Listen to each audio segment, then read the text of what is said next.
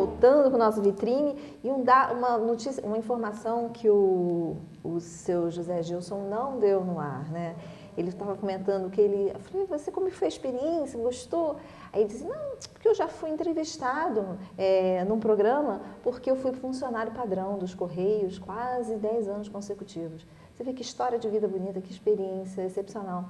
Mas estou falando aqui de vida, história de vida, profissional. Estou com saudade de você, Cristina. Saudade de estar aqui. Desculpa, assim, me recuperando de uma pequena gripe, mas eu acho que vai dar para o nosso público me entender. Você vê a história do José Gilson, né? Quer dizer... História de vida, uma vida inteira nos Correios.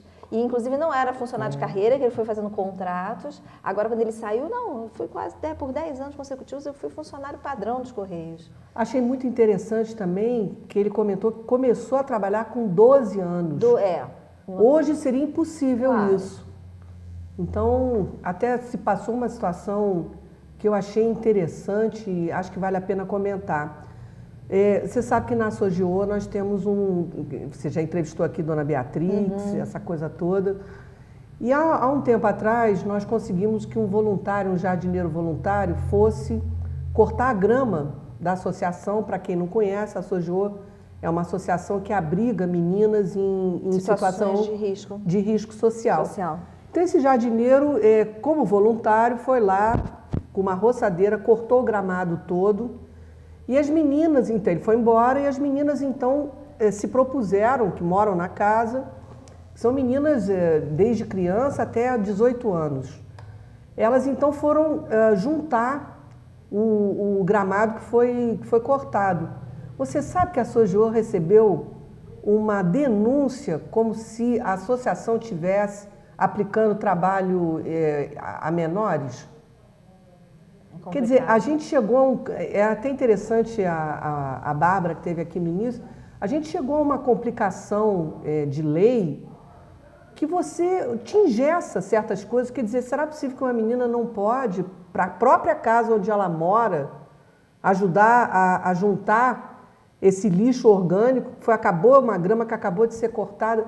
Quer dizer, a gente já tem uma legislação que peca ao contrário, né? Quer dizer, você não pode trabalhar, você não pode fazer nada.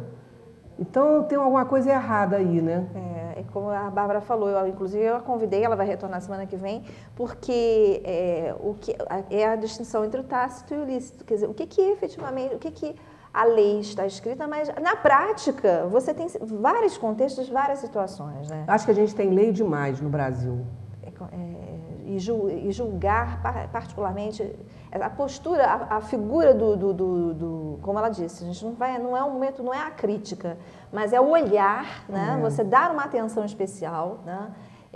Porque a tendência das pessoas não vamos mexer nisso, porque é vespeiro. Não, e até porque a questão de ter lei demais não é um problema do judiciário, é um problema do legislativo, porque é o legislativo que propõe as leis. E eu acho que isso só dificulta para o judiciário. Estou até fazendo uma defesa ao juiz nessa questão, porque tem muita lei mal formulada que dá margem, vamos dizer assim, a que essa confusão jurídica se instaure, entendeu?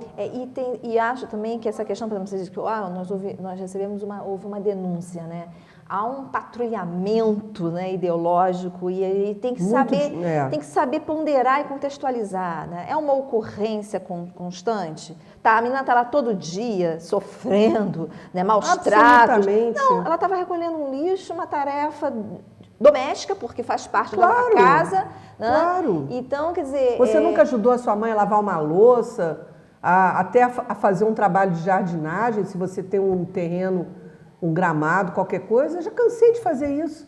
Quando eu era pequena, imagina agora se meus pais estariam me escravizando, me sujeitando a trabalhos forçados. É muito delicado. É muito complicado isso. Bom, o que nós vamos falar hoje? Esse não é o sexo. Vamos para nossa, particularmente, né, não é nosso campo de atuação. Não. Né? Não falaremos com tanta propriedade, mas com sentimento como cidadãs. Mas vamos, enfim, né, a sua contribuição, a sua colaboração para as formações O que você trouxe de bom para nós em termos de, digamos assim, até de conselho para a garotada aí que está saindo da faculdade, né? Kátia, olha, eu hoje separei aqui um tema que eu acho que é de valia para praticamente todo mundo que está no mercado de trabalho ou na área acadêmica. Que a gente vai então falar nesse programa sobre programas de pós-graduação. E esse nome, programas de pós-graduação, a gente tem hoje muito uma questão sobre o ponto de vista do headhunter, do recrutador, que um curso de pós-graduação pode desempatar, pode ser um critério de desempate na hora de uma contratação. Então isso é interessante pontuar. E a outra coisa é que a gente tem hoje, já de alguns anos para cá, o conceito de educação continuada. Cada vez mais. Né? Então, a gente vai falar aqui, fazer um mix de programa de pós-graduação, mas falando sempre com esse foco em educação continuada. Então, no Brasil, quer dizer, a gente divide as pós-graduações praticamente em dois segmentos. Ou você faz o lato sensu, né, que seria o sentido amplo. Então, você tem a pós-graduação de lato sensu, você, professor universitário, pode contribuir também, conforme eu for falando, mas seria assim, você abre bastante o tema, mas não aprofunda tanto. E você tem aí o stricto sensu, que é um outro bloco de pós-graduações, que você tem, então, você estuda uma coisa mais restrita, mas muito mais profunda, né? O lato sensu, que é o que a gente vai se ater mais aqui, por quê? Porque ele tem mais a ver com o mercado de trabalho. Ninguém, quer dizer, não é que ninguém, mas em geral a pessoa que quer entrar num esquema de educação continuada, ela vai e ela é uma pessoa que está no mercado de trabalho e não na área acadêmica, ela vai optar por uma pós-graduação lato sensu. Tá? E você como headhunter, enfim, quando você vai avaliar os currículos, porque há mestrados profissionais também que escapam, fogem, a expressão não é, direcionam também para uma praxis no mercado de trabalho. Não descartando que o mestrado acadêmico, na verdade, o foco é docência, pesquisa, com enfim, certeza. Não impedindo também que esse profissional esteja dentro de laboratórios cada vez mais, seja na área tecnológica, seja na área da saúde, as empresas têm, né, constituem os seus laboratórios, inclusive fazem parcerias com instituições de ensino para que tenha essa integração cada vez mais com conhecimento, né, aplicado no mercado de trabalho. Agora, quando você vai avaliar um currículo, uma pessoa com mestrado e doutorado, né, ela pesa mais, desculpa, de repente eu já estou até adiantando, ela pesa mais e dependendo do cargo, às vezes é favorável ou desfavoravelmente em função de ter uma formação maior dentro da academia?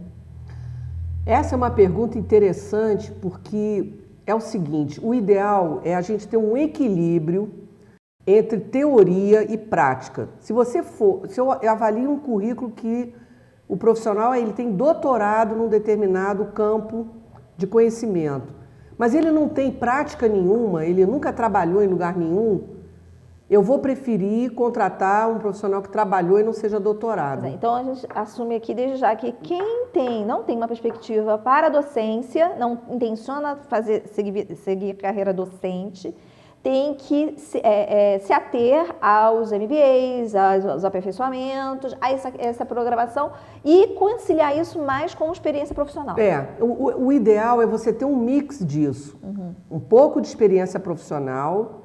A gente está falando quem está em mercado de trabalho. Quem está na área acadêmica não tem nada a ver. Engrena logo, mestrado, doutorado. Engrena logo, não tem nada a ver. Tá? Agora, o que acontece? Você tem fases de carreira, né, Kátia? Então, por exemplo, quando você está acabando a sua faculdade, vamos chamar isso de uma primeira fase de carreira. Você acabou a faculdade, tem lá o seu campo de conhecimento. Eu, num primeiro momento, acabou de se formar, não aconselho ninguém a embarcar em nenhum tipo de pós-graduação. Não. Faz um pouquinho, vai trabalhar. Ali, naquela necessidade, você trabalhando, surge a necessidade de quê? Ou do aperfeiçoamento ou da especialização. Ali você vai ver, por quê? Porque ela tem características, elas têm no mínimo 360 horas, uma especialização e um aperfeiçoamento, aperfeiçoamento, ou ela vai ter até 1.000, 2.000 horas. Por exemplo, se você fizer um aperfeiçoamento ou uma especialidade em ortodontia, por exemplo, aí você não vai...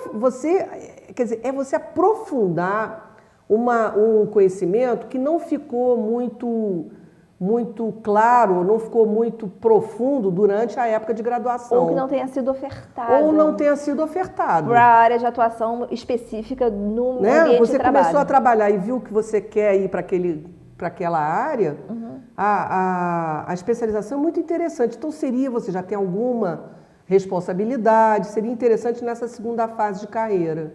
Tá? Mais adiante um pouquinho, você começa a já ter mais responsabilidade, gente se reportando a você. Então, numa hora dessa, o MBA é legal, porque o MBA ele vai te dar ele vai abordar muito aspectos de gestão, de estratégia, ferramenta para você poder administrar um negócio. Às vezes você não está no mercado de trabalho funcionária de lugar nenhuma, você tem seu próprio negócio. Então, o MBA é interessante nisso. O mestrado profissional, o mestrado existe no Brasil, você até pode me corrigir, mas eu acho que é desde 2009. O mestrado profissional? Que existe o mestrado profissional no Brasil. Ele também está dentro dessa terceira fase de carreira. O mestrado profissional, ele é muito parecido com o MBA em muitos aspectos, mas ele é mais eu acho que o mestrado profissional, ele associa, vamos dizer assim, a abordagem científica que o mestrado acadêmico tem a uma abordagem prática que o mercado requer. Então, é aquele exemplo que você disse anteriormente, que você tem muitas empresas, às vezes, que fecham turmas, bancam turmas de mestrado profissional... para fazer upgrade nos teams. Nos teams deles, entendeu? Então, isso é interessante, mas já é não dá para você fazer, fica mais difícil você fazer isso trabalhando. Você tem que ter mais disponibilidade mais de tempo. Disponibilidade. Exige já dissertação, coisa que o MBA não exige. O MBA é uma coisa de você se atualizar, vamos dizer assim, com uma velocidade maior, uma dedicação. Não estou com isso diminuindo o MBA vis-à-vis mestrado profissional, mas é um enfoque um pouco diferente, sabe? Eu estou precisando de ferramenta de gestão, estou precisando de administrar meu negócio. E rápido. Eu vou fazer um MBA, eu não vou fazer um mestrado profissional. Mas se você, por exemplo, vem de uma área de engenharia, e você precisa de um embasamento científico mais para dar continuidade a um profundo. Projeto dentro da sua empresa. Aliás, o mestrado profissional, além da dissertação, ela pode ser substituída por um protótipo ou uma criação de um software, por exemplo.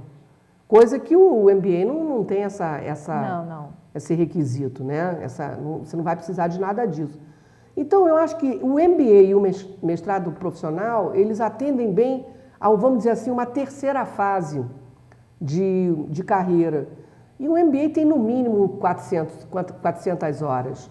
Tá? Então, isso difere ele da maioria das especializações que não sejam, como o caso, por exemplo, de uma ortodontia que eu citei no início, que aí são 2.000 horas, 1.000... Porque daí tem uma embutida também a questão da praxis, né? Da prática. Pois é. Que são, vamos dizer, especializações um pouco diferentes das que a gente faria em RH, em finanças, não é? Talvez especializações em gerenciamento de projetos, isso é muito procurado hoje em dia. Eu li uma matéria, não sei se, acho que foi Exame, dizendo que a tendência que tem chegado com mais frequência para os profissionais, aí de repente você me corrija se de repente é o que acontece, você que tem acesso e faz, né, esse processo de caçar talentos, vamos dizer assim, de profissionais com um currículo muito, muito qualificado, quer dizer, as pessoas com mestrado e doutorado retornando, como se estivesse assim, vão para a vida acadêmica e estão retornando para o mercado. Isso é fato? Porque eu vi uma matéria em que havia, assim, estavam chegando currículos cada vez mais qualificados e, às vezes, as organizações estavam um pouco assustadas, meu Deus, essas competências todas, né, entre conhecimentos, habilidades e atitudes, principalmente um conhecimento, acomodar esses profissionais na empresa. Eu achei interessante esse movimento. Eu acho que isso existe, mas não acho que seja assim uma tendência, uma coisa que aconteça num número absurdo, não, sabe? Aliás, para o mercado de trabalho normal das empresas médias para grandes, brasileiras e internacionais, você lá na frente abraçar uma carreira dessa é bastante complicado. Porque elas têm um encarreiramento que começa como trainee, né, estagiário, trainee, depois, sei lá, coordenador, enfim, gerência júnior, enfim, então não dá, entendeu? Tá, eu vou só para a gente fechar, Kátia, que faltou uma coisa aqui. Na quarta fase de carreira, que é o profissional já constituído, então eu aí aconselho os seminários, os workshops, os projetos globais que ele pode abraçar de empresa, porque ele já está numa fase de reciclagem de conhecimento, tá? Então era só isso que eu queria complementar. Obrigada pela tua vinda aqui, de novo, teu retorno, estávamos com saudade. Qual é o nosso próximo assunto? Você já quer adiantar? Pensou em alguma coisa? Não. Segredo? Eu tenho muitas coisas que eu gostaria de falar, mas acho que a surpresa é boa. A surpresa é boa?